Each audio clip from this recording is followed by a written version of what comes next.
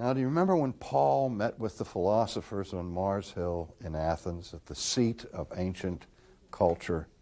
And he engaged in some discussions with these philosophers, and on that occasion it was the Stoics and the Epicureans.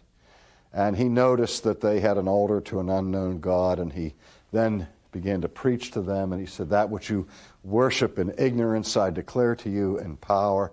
And didn't even your poets understand that it is within God, or in Him, that we live and move and have our being?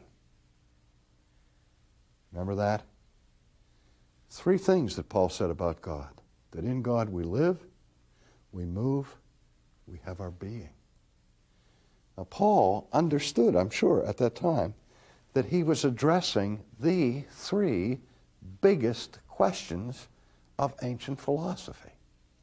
Because the ancient philosopher and scientist like Thales was interested in what is the being or substance or stuff out of which everything comes.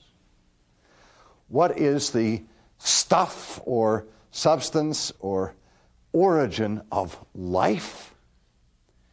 And how can we account for this great mystery of motion? Why do things move?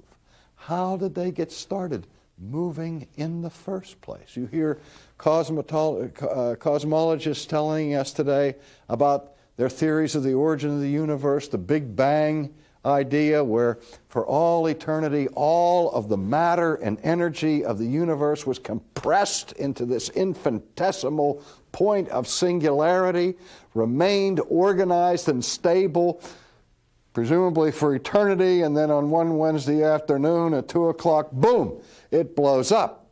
And the question is begged immediately, as if there is such a law as the law of inertia, that things that are at rest stay at rest unless acted upon by an outside force. You ask, what was the outside force that stepped into this picture of eternal organization and caused this explosive change?